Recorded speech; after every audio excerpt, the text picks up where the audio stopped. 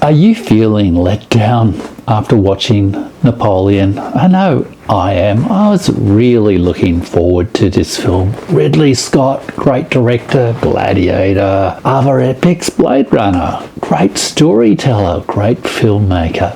And what a great subject. Napoleon, a complex figure, somewhat divisive figure, absolutely epic figure in history. You think you'd be able to make a great movie from it. But I gotta say, I walked away from the film disappointed. I want to tell you in this video why, but also a suggestion for something you can do to actually satisfy your curiosity about Napoleon. You would have gone to this film to say, wow, tell me something interesting, tell me something new about this figure. So what can you do about that? First of all, let me tell you about what I liked about the film, then I'll tell you what I didn't like about the film, and then I'll tell you what you can do about it to get a bit of a better insight into Napoleon's role in world history. First of all, what I liked about the film, well, the acting was absolutely impressive. Joaquin Phoenix, Kirby, the range of cameo parts by other actors as well. Just the actress who played Marie Antoinette at the start of the film, I thought did an absolutely brilliant job in a short but very dramatic cameo. And that acting, I guess, reflects Ridley Scott's skill as a director. So that's an absolute plus about the film. I also like the visual creation of the worlds of the Napoleonic Wars, the Napoleonic era, the French Revolution. I can't vouch for the historical accuracy of all the costumes and all the scenes and all the rest of it, but it was a brilliantly realised film from a great filmmaker, and that certainly puts you in a way there in amongst those events. The tragedy was once you got there, he didn't really take you anywhere terribly interesting, I don't think. But I'm jumping ahead to the bad stuff. The third thing I thought was interesting was the relationship between Napoleon and Josephine. Now, you have probably seen the film already. If you haven't, you might have heard. This is a very central part of the film, and there's a lot of focus on this relationship, including reading from Napoleon's letters to Josephine, and both the silly little things that people do amongst each other, as well as their frustrations. It's a complicated relationship that's put there, but I think it is one of the more interesting parts of the film. In fact, I saw one critic say that in a way maybe this film would have been better if it was done as a film about Josephine rather than a film about Napoleon. So there are three things I liked about the film: the visual realisation, the portrait of the relationship between Napoleon and Josephine, and the acting as well. But there were, I think, some big flaws to this movie as well.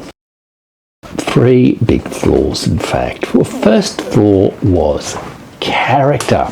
Napoleon is really portrayed, and I think this is as much the work of the director and the scriptwriter, David Scarpa, as the actor Joaquin Phoenix. He's portrayed as a kind of taciturn, actually really unimpressive, grumpy, ruthless killer who just somehow or other ends up kind of almost accidentally becoming Emperor of France. It's a very flat and monochrome, grey and uninteresting portrait of this extraordinary figure, Napoleon, who was widely seen in his own time as extraordinarily charismatic, in some ways a genius, and both in terms of military affairs as well as in political affairs, and that simply doesn't come across. So the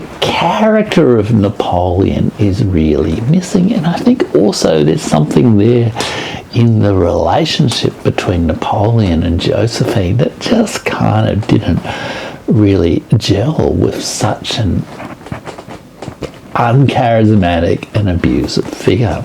I don't know a lot of details. I haven't read many biographies of Napoleon, but I just found it deeply unconvincing and really a bit of a problem with a biopic if the central character is unconvincing. And then related to that, there's all the sort of subsidiary characters, some of whom are extraordinary characters. You get brief portraits of Robespierre, you get brief portraits of Talleyrand, you get brief portraits of Alexander, the Emperor of Russia, who defeated Napoleon. But none of them really rise beyond comic caricatures, I think. So it really misses out, I think, on character. Then there is story. Well, it's impressive the way the film kind of traces the story from the start of the revolution, the 1789, French Revolution of 1789, until Napoleon's death in the 1820s. And it hits some of the big events along those times. It sort of follows a kind of chronological thing, but it doesn't really hang together as a story. And this is remarkable because the question everyone comes to with Napoleon is, well, how did this person become the Emperor of France? How did he conquer most of Europe? How did he almost defeat Britain and almost defeat Russia? How did he have such a powerful effect on culture and politics around Europe?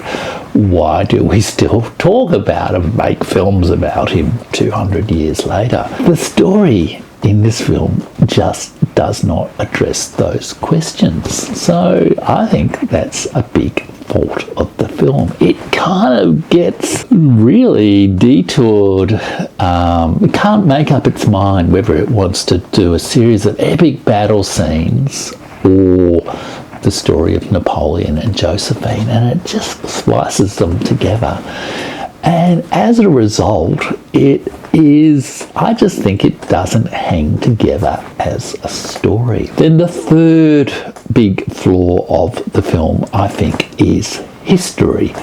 Now, there's been a lot of criticism of this film as being historically inaccurate, like, you know, Napoleon never did shoot at pyramids in Egypt, and he never said some of the things he's quoted as saying. Most of all, I just think it doesn't really register the significance and the turmoil and the story that is there to be asked about in the history. After all, you know, the Battle of Borodino, the relationship between Alexander and Napoleon, or between France and Russia, the Battle of Borodino and the retreat, the march on Moscow, the retreat from Moscow, the burning of Moscow. These are the events that form the basis of one of the greatest and enduring novels ever made, War and Peace. There have been some epic renditions in film of these stories, including the great Russian version from the 1960s, that perhaps give a more interesting version of Napoleon than this film. The history just doesn't hang together, and I think this is also reflected in the way in which the different battle scenes are presented. The Great Battle of Borodino, which was the most deadly and one of the I think the largest battle ever at its time, is just presented as like Napoleon charging on a horse for about 10 seconds on film. And then the number of French who died brought out a number on the number of Russians who died. So the history, I think, is way off. Just way, way off. Not just in terms of petty details, but in terms of actually conveying why Napoleon matters in the history that we still tell each other today. Reportedly, Ridley Scott said to some of the historians who quibbled about him that some of these inaccuracies were, well, they weren't there, what would they know? which is pretty dismissive, and I guess the same question could be asked of Ridley Scott. It doesn't really rise above the long tradition of British sentiment against Napoleon as well. It repeats propaganda themes. It presents Napoleon as pettily resentful towards the British rather than actually realising there was this great struggle between the peripheral empire of Britain, the peripheral empire of Russia, and the continental empire of France, and that Napoleon basically created a continental European empire during his 15 years or so of rule. So I feel the history is really weak. And so what do we have in terms of flaws? We have the characters are weak, the story doesn't hang together, the history doesn't make sense, and doesn't help connect that story to us. If you're making a film that is a historical biopic and you don't get character, story and film right, I think you have failed. I think Ridley Scott's Napoleon has some great redeeming features. It has some beautiful scenes. It has some great acting, some beautiful visual realisation, but it's basically let down by being poorly conceived characters, bad story, bad history, and just a little bit, maybe British propaganda. So what can you do if you felt like me? This was a real letdown to come back from the movies and have this film that you've been looking forward to and just finding it a really bit of a disappointing experience. 2 books that you can read that might give you a different perspective on Napoleon and might actually offer you some different insight into this period of history. First of these is this book here by Dominique Lieven, In the Shadow of the Gods, the Emperor in World History. It has a brief little section on Napoleon, which I'll just briefly read from here. But more broadly, it actually looks at this very thing. What kind of person can be an emperor? What are the kind of characteristics of them? So in this book, Dominique Lieven says, unlike most of the would-be charismatic leaders who emerge in eras of turmoil, Napoleon actually was a genius. He was not just one of the greatest generals in history, winning an astonishing 61 of his 70 battles. He was also a shrewd politician and an exceptionally efficient chief administrator. He was undoubtedly charismatic, and that's the problem with this film. It simply presents Napoleon as some grumpy version of a California businessman. And then another book by Dominique Lieven is Russia Against Napoleon. This has been on my list of books to do a video on for a while. It is the account of the Napoleonic Wars with a focus on the France versus Russia side of things. It was Russia, much more than Britain, that actually defeated Napoleon. After the march into Moscow, yes, the Russian winter defeated Napoleon, but also the Russian army marched all the way from Moscow all the way to Paris and liberated Europe from Napoleon's rule.